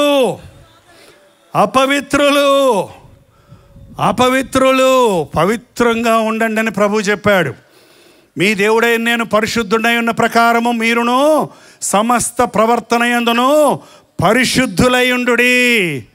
పరిశుద్ధత అంటే దేహశుద్ధి, శిరోశుద్ధి, పాదశుద్ధి, దంతశుద్ధి కాదు, బహిరంగమైన శరీర శుద్ధి కాదు, హృదయ శుద్ధి గలవాడిని దేవుడు దీవిస్తాడు. నీ హృదయం నిర్మలంగా ఉండాలి. నీ హృదయంలో కోపం ఉండకూడదు, ద్వేషం ఉండకూడదు, అసూయ ఉండకూడదు, నీ హృదయంలో మోహం ఉండకూడదు, నీ హృదయంలో దురాశ ఉండకూడదు. నీ హృదయాన్ని క్రీస్తు రక్తంలో నీవు కడుక్కున్నప్పుడు శుద్ధుడు అవుతావు. కానీ మనుషుడు ఈ దినాన అపవిత్రుడు. లోకంలో దొరికే పెంట అంతా గుండెల్లో పెట్టుకుంటాడు. నీ కళ్ళు చూసినవి అన్నీ లోపలికి వెళ్ళిపోతుంటాయి, చెవులు విని అన్నీ లోపలికి వెళ్ళిపోతుంటాయి, నోరు ఆవులని చూస్తుంటారు కొంతమంది. ఏంటండి, అర్ధనగ్నంగా అక్కడ డ్యాన్సులు వేస్తుంటే, అపవిత్రమైన మూవీస్ చూస్తుంటే, ఆ ఇంటర్నెట్లోకి వెళ్ళి, గూగుల్లోకి వెళ్ళి, లేకపోతే యూట్యూబ్లోకి వెళ్ళి అపవిత్రమైన అర్ధనగ్నంగా ఉన్నటువంటి దృశ్యాలు చూసుకుంటూ రాత్రులంతా నిద్రపోకుండా కూర్చుంటారంట. హృదయం అంతా గబ్బు కొట్టించుకుంటున్నావు, హృదయం అంతా పాడైపోతుంది. నువ్వు తెల్లారు లేస్తే, కళ్ళు తెరిస్తే ఎవరిని నేరుగా చూడలేవు. ఏది చూసినా అదే గుర్తొస్తాయి, ఆ బొమ్మలే గుర్తొస్తాయి, ఆ అపవిత్రత గుర్తొస్తుంది. మా చర్చి వెనకాల చెన్నైలో ఐఐటి క్యాంపస్ ఉంది. చాలా తెలివిగల వాళ్ళే అక్కడ చదువుకుంటారు. మంచి తెలివిగల వాళ్ళు మాత్రమే అక్కడ రాగలరు. కానీ అక్కడికి వచ్చిన తర్వాత ఆ కాంపౌండ్లో దురభ్యాసాలకు లోనైపోయి, ఫ్రోనోగ్రఫీకి లోనైపోయి, డ్రగ్స్కి ఎడిక్ట్ అయిపోయి కొంతమంది యవనస్తులు వారి జీవితాన్ని పాడు చేసుకుంటున్నారు. నేను డిప్రెషన్లోకి వెళ్ళిపోయానండి. ఎవరిని చూసినా భయం వేస్తుంది. పుస్తకం చదువుతుంటే దాని మీద నా మనసు కేంద్రీకరించలేకపోతున్నా. నా హృదయం అంతా పాడైపోయింది, నా జీవితం అంతా పాడైపోయింది. ఈ అంచె దినాలలో యవ్వనస్తులు హృదయాలు పాడు చేసుకుంటున్నారు, వృద్ధులు హృదయాల్ని పాడు చేసుకుంటున్నారు. 60 ఏళ్ల వృద్ధుడు 6 ఏళ్ల అమ్మాయిని, ఏంటండిది మనవరాలు వయసున్న బిడ్డను చూసినప్పుడు, పసిబిడ్డలను చూస్తే కఠిన హృదయాలు కరిగాయి, జాలి దయ ప్రేమ కలిగేది. కానీ ఈ రోజున కామాంధులైపోయిన వ్యక్తులు పసిబిడ్డలతో కూడా అసభ్యంగా ప్రవర్తించటం వింటున్నాం. మన దేశంలో చూస్తున్నాం అనేక చోట్ల. వాటి గురించిన వివరాలు, ఎంత భయంకరమైన పరిస్థితి చూడండి. మనుషుడు ఎంతగా చెడిపోయాడో చూడండి. తన్ను తాను చెడగొట్టుకుంటూ ఇతరులను చెడగొడుతున్నాడు. ఒక స్త్రీకి ఒంటరిగా వెళ్ళటానికి కొన్ని పట్టణాల్లో ధైర్యం లేదంటే ఈ రోజుల్లో. బయటకు వెళ్తే 5-6 వెంబడబడి కుక్కల్లాగా, వీధి కుక్కల్లాగా ఆ వ్యక్తి మీద పడి అపవిత్రపరచటం, మానభంగం చేయటం, హత్య చేయటం వంటివి చూస్తూ ఉన్నాం. వినాశకాలే విపరీత బుద్ధే అన్న మాటలు ఈరోజు నెరవేరుతున్నాయి. అంచె దినాలు. మనుష్యులు అపవిత్రులైపోతున్నారు, కామాంధులైపోతున్నారు, స్వార్థపరులైపోతున్నారు, ధనాపేక్షతో నిండిపోతున్నారు, అహంకారులుగా మారిపోతున్నారు, అవిధేయులుగా తిరగబడుతున్నారు, గర్వాంధులైపోతున్నారు. ఇంక కొన్ని చూస్తే కొన్ని ముగించేసుకుందాం. నేను చెప్పేసి ముగించేస్తాను, ఇంకా అన్ని వివరించను. మీరు వెళ్ళి బైబిల్ చదవండి. ఈ వచనాలు ఎదురుగుండా పెట్టుకొని మీ హృదయాన్ని పరిశీలించుకోండి. అపవిత్రులు, అనురాగం అంటే ప్రేమ అండి. ప్రేమలో స్పెషల్ ప్రేమ. నీకు పిల్లలంటే ఇష్టం ఉండొచ్చు. మీ పెద్దమ్మ చిన్నమ్మ పిల్లలు ఉంటారు కదా, అందరు కజిన్స్ ఉంటారు కదా, అందరినీ కలిసిమెలిసి ప్రేమిస్తాం మనం. కానీ మన పిల్లలు అయ్యేటప్పటికీ ఒక విధమైన అనురాగం ఉంటుంది వారి మీద. ఏంటంటే సహజంగా వచ్చేటువంటి నా బిడ్డ, నా పేగు తెంచుకొని పుట్టిన బిడ్డ, నే కన్న బిడ్డ అనే అనురాగం ఉంటుంది. నేను కట్టుకున్న భార్య అనే అనురాగం ఉంటుంది. కానీ ఈ రోజున అంచె దినాల్లో అనురాగం ఉండదంట. కన్నబిడ్డను రోడ్డు మీద వదిలిపెట్టి వెళ్ళిపోద్దంట తల్లి. ఇది ఎక్కడ భయంకరం అండి. కన్నబిడ్డను రోడ్డు మీద వదిలిపెట్టేసి పెట్టకుప్పలో పడేసిందంట, ఒక ఆమె చెత్తకుండీలో పడేసిందంట. అంటే తల్లి అయిన మరచును కానీ అంటే ఎందుకు మరుస్తే తల్లి అనుకునేవాళ్ళం. కానీ దేవుడు వాక్యంలో ముందే రాయబడింది, తల్లి అయిన మరచును కానీ నేను నిన్ను మరువను అని. అనురాగ రహితులు. నిన్ను నమ్ముకొని నీతో 50 ఏళ్ళు కాపురం చేసిన భార్యని, లేక 30 ఏళ్ళు కాపురం చేసిన భార్యని ఎలా వదిలిపెట్టేస్తావండి? నాకు అర్థం కాదు. ఎలా వదిలిపెట్టేస్తావు? మన ఉప్పాడలో మీటింగులు జరిగాయి ఇలాగే. కొంతమంది సహోదరులు చెప్పారు, 2 పాపలను తీసుకొని వచ్చింది, కుమార్తెలు తీసుకొచ్చింది ఒక తల్లి. నా 2 బిడ్డల్ని నన్ను వదిలిపెట్టి మా ఆయన ఎటో వెళ్ళిపోయాడండి, 6 సంవత్సరాలు అయిపోయింది, అడ్రస్ లేదండి, నాన్న తిప్పలు పడుతున్నాం మేము. అరే కన్న బిడ్డలు ఉన్నారే, కట్టుకున్న భార్య ఉందే, కనీసం ఎక్కడున్నా ఒక మాట ఫోన్ చేసి చెబుదాం, కొన్ని 4 డబ్బులు పంపిద్దాం, పోని వాళ్ళ దగ్గరికి వెళదాం, లేదా రప్పించుకుందాం అన్న ప్రేమ కూడా లేకుండా నా బతుకు నేను బతకాలి, నా సుఖం నేను చూసుకోవాలి. ఇదే విపరీతమైన బుద్ధులు ఈ అంచె దినాల్లో. ఎక్కడ చూసినా మనుషులు ఇటువంటి స్థితిలో మారిపోవడం చూస్తున్నాం. ఇటువంటి విపరీతమైన విషయాలు మన ఇళ్లల్లో, మన ఇళ్ల పక్క, మన ఊరుల్లో, మన దేశంలో కూడా మనం గమనిస్తున్నాం. ఎందుకనే బైబిల్ చెప్తుంది, ఇవన్నీ అంచె దినాలు, జాగ్రత్తగా ఉండండి. అనురాగరహితులు, అతిద్వేషులు, అపవాదికులు. అతిద్వేషులు అంట. ఎవడన్నా నేను ద్వేషిస్తే నువ్వు ద్వేషించవచ్చు. ఏంటండి, కయ్యూను అర్పణిస్తే దేవుడు అంగీకరించలా, హేబేలు అర్పణ దేవుడు అంగీకరించాడు. హేబేలు ఏమన్నా కయ్యూను తిట్టాడా, ఎగతాళి చేశాడా? ఏం చేయలా. కానీ అనవసరంగా కయ్యూను హేబేలు మీద కోపం పెట్టుకొని పొడి చేశాడు, చంపేశాడు. ఈ రోజున అటువంటి మనుషులు ఉన్నారు. ఇంకొకడు బాగుండకూడదు. నేను బాగోనప్పుడు నాకు లేనిది వాడికి ఎందుకు ఉండాలి? నా కాలు ఇరిగింది, వాడి కాలు ఇరగొట్టేస్తా. నేను ఫెయిల్ అయ్యా, వాడిని ఫెయిల్ అయ్యాడని నిరూపిస్తా. నేను పనికిమాలిన అయిపోయా, వాడిని కూడా పనికిమాలిన చేస్తా అనే మనస్తత్వం కలిగిన మనుషులు ఈ రోజున దేవుని స్వారూప్యాన్ని వదులుకొని, దేవుని గుణగణాలను వదులుకొని సాతాను మనుషులుగా మారటం చూస్తున్నాం. అపవాదికులు ఇతరుల మీద అపవాదాలు వేసేవారు, నిందలు వేసేవారండి. పాస్టర్ల మీద ఈ రోజున కొంతమందికి పని పాట ఉండదు. ఆ యూట్యూబుల్లో పెడతా ఉంటారు ఆ పాస్టర్ గారుల సంగతి.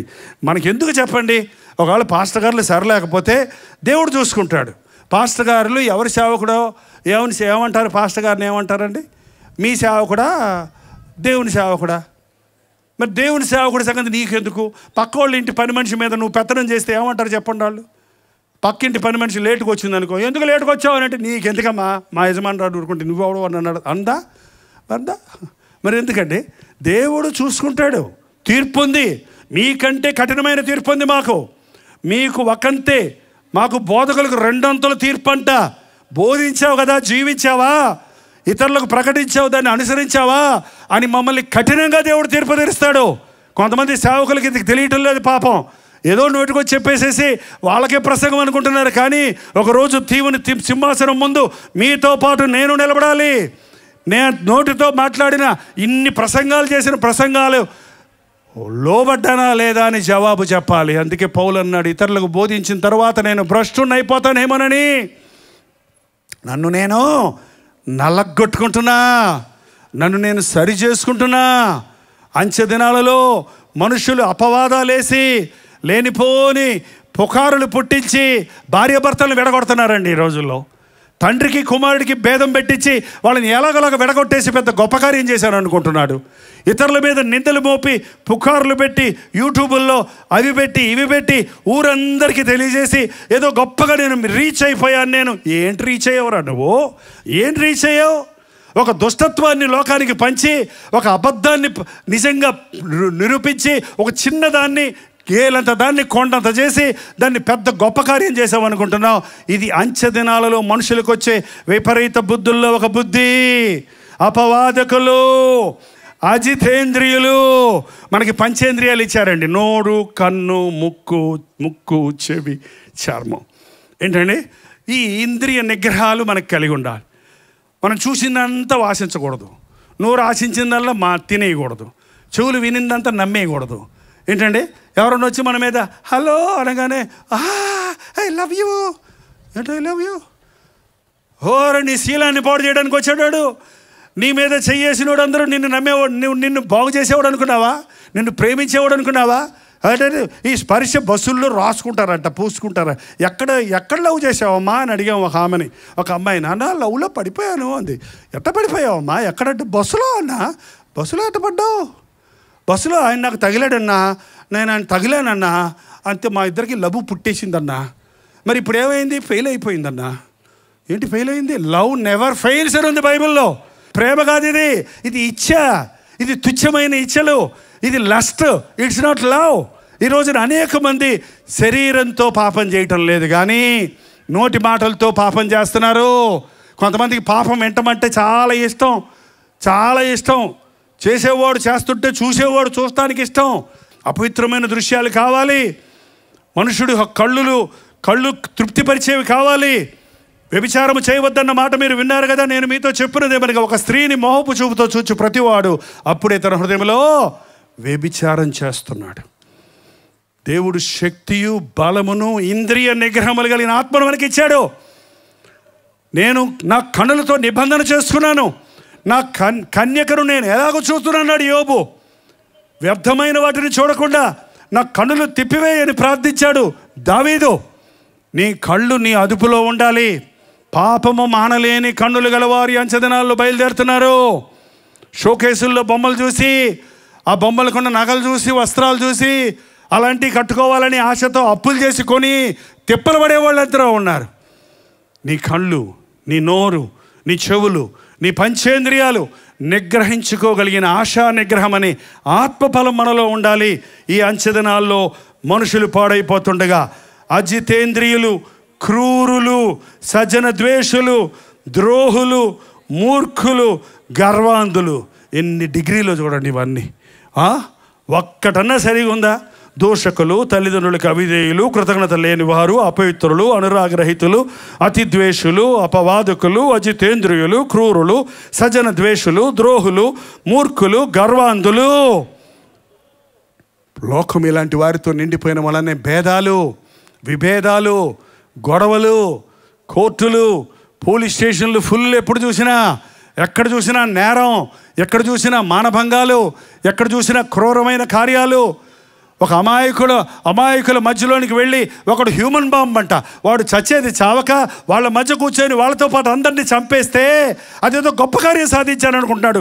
క్రూర కార్యాన్ని చేస్తూ పిచ్చెక్కి పిస్టల్ చేత్తో పట్టుకొని గడగడ స్కూల్లోకి వెళ్ళి పిల్లల్ని కాల్చేసే మూర్ఖులు ఉన్నారు ఇవాళ.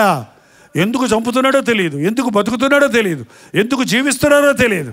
గమ్యం లేని జీవితం జీవించేవారు నిత్య నరకానికి సిద్ధపడుతున్నారు. ఇలాంటి ప్రపంచంలో యేసు ప్రభువును నమ్మిన బిడ్డగా నీ ఉంటే నీ హృదయాన్ని శుద్ధిగా కాపాడుకోవాలి. పైకి భక్తి గల వారి వలె ఉండి దాని శక్తిని ఆశ్రయించిన వారై ఉందురు.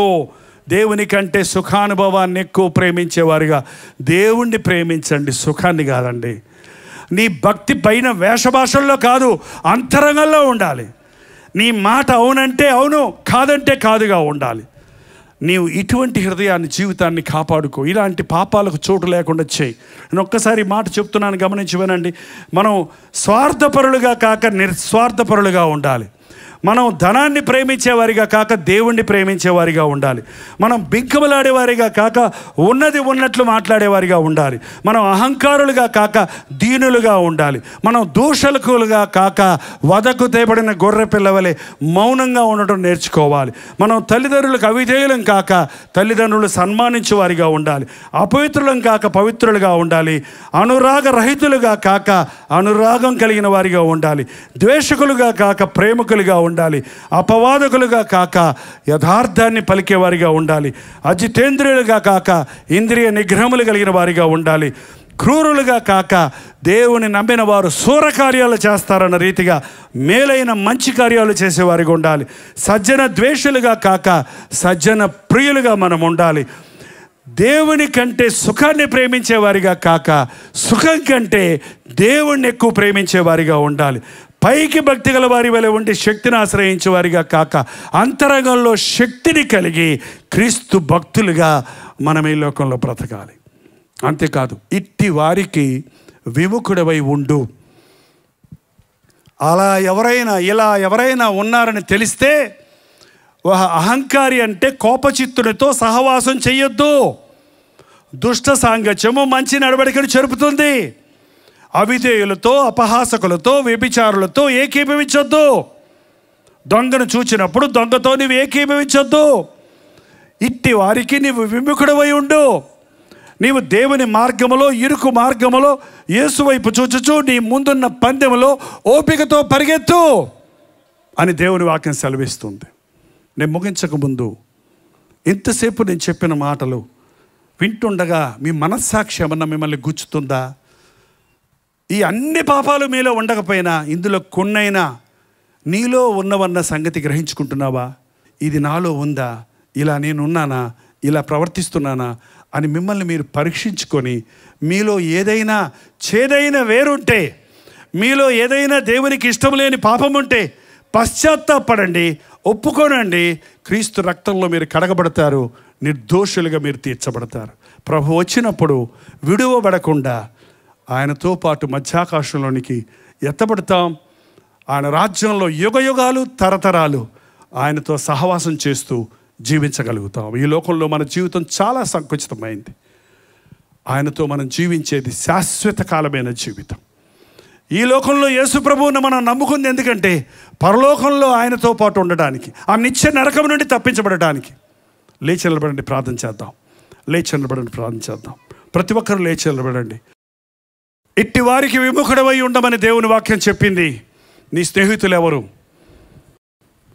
నీ ప్రవర్తన ఎలా ఉంది? నీవెవరితో సాంగత్యం చేస్తున్నావు? పరీక్షించుకో. అవిశ్వాసులతో విజ్జోడుగా ఉండొద్దు. దుష్ట సాంగత్యం చెయ్యొద్దు. నీ దేహాన్ని దేవాలయంగా కాపాడుకో. నీవు దేవునికి లోబడు, సాతానికి కాదు. నీవు దేవుణ్ణి ప్రేమించే లోకాన్ని కాదు. నీవు దేవునికి భయపడు, మనుషుడికి కాదు. ప్రభువా, నాకు సహాయం చేయి నాయన. ఈ లోకంలో కలిసిపోతున్నానయ్యా. ఈ లోకంలో లోకస్తులతో ఏకీభవిస్తున్నానయ్యా. నీ బిడ్డనని చెప్పుకుంటున్నాను, భక్తిపరుని అంటున్నానే కానీ నా అంతరంగంలో శక్తి లేదే, మార్పు లేదే. ఈ రోజు నుండి నన్ను పవిత్రపరచని నోరు తెరిచి ఒక చిన్న ప్రార్థన చేయండి. మీ రెండు చేతులు ఆకాశం వైపు ఎత్తి దేవుని కృప కొరకు వేడుకోనండి. ఆయన మీ చేతిని పట్టుకొని మిమ్మల్ని లేవనెత్తుతారు. ఒకవేళ మీరు ఏదైనా దోషంలో పడి ఉంటే, మీ స్వభావం చెడిపోయి ఉంటే, మీరు పాపపు ఊబిలో చిక్కుకొని ఉంటే, మీ జీవితం చెడిపోయి ఉంటే, మీ శరీరం దానివల్ల రోగాల పాలై ఉంటే, మీ కుటుంబం అందువల్ల సమస్యల్లో చిక్కుకొని ఉంటే, నీ బ్రతుకులు ఇబ్బందులు, ఇరుకులు, సంకటాలు పెరిగిపోయి ఉంటే, ఈ రాత్రి ఒక అద్భుతం చేయటానికి ప్రభు నిన్ను ఇక్కడికి రప్పించాడు. ప్రభు నిన్ను ప్రేమించాడు, నీ కోసం ప్రాణమిచ్చాడు, నువ్వు ఆయనతో ఉండాలని ఆశించాడు. నువ్వు నీ ఇష్టానుసారంగా వెళ్ళిపోతున్నావు. ఎంతోమందికి యేసయ్య తెలియదు, నీకు తెలుసు అంటున్నావు. ఆయన మనస్సు ఎరుగుదువా? ఆయన చిత్తం ఎరుగుదువా? ఆయన వాక్యం ఎరుగుదువా? ఆయనకి ఏది ఇష్టమో అది చేస్తావా? నీ ఇష్టమే చేస్తానయ్యా, నీకు ఇష్టడిగా ఉంటానయ్యా, నిన్ను సంతోష పెడతానయ్యా అని దేవునితో నోరు తెరిచి ఒక మాట చెప్పండి. ప్రతి ఒక్కరు ఒక చిన్న ప్రార్థన చేయాలి. పరిశుద్ధుడా, ప్రేమగల తండ్రి, ఒక్కసారి నీ బిడ్డలను చూడు నాయన. అంచెదిరవలలో మనుషులు ఉండే పరిస్థితులను మేము వింటుండగా, అయ్యో నేను ఇలా ఉన్నానే, నాలో ఈ స్వభావం ఉందే, నేను ఇలా బ్రతుకుతున్నానే, నా హృదయం సరిలేదే అని ఎవరెవరు వారి స్థితిని గ్రహించుకొని పశ్చాత్తాపడుతున్నారో అట్టి వారిని రక్తములో కడిగి శుద్ధులుగా చేయ్యా. నిజ క్రైస్తవుడంటే ఎలా ఉంటాడో బతికి చూపించడానికి మాకు సహాయం చేయి. నామకార్థ క్రైస్తవులుగా మేము మిగిలిపోక క్రీస్తుని పోలే జీవితాలు జీవించడానికి సహాయం చేయి. లోకస్తులతో మేము నశించిపోక, నశించిపోతున్న వారిని క్రీస్తు కొరకు సంపాదించి రక్షించే కృపలను మాకు దయచేయి నాయన. తిరిగి వెళుచున్న వారికి నీ సన్నిధినిచ్చి నడిపించుమని యేసు క్రీస్తు నామములో అడుగుచున్నాము తండ్రి. మన తండ్రి అయిన దేవుని యొక్క ప్రేమయు, కుమారుడైన క్రీస్తు యొక్క కృపయు, ఆదరణకర్త అయిన పరిశుద్ధాత్మ యొక్క సహవాసమును కూడి వచ్చిన మనందరికీ ఇప్పుడును సదాకాలమును తోడై ఉండును గాక. ఆమేన్, ఆమేన్, ఆమేన్.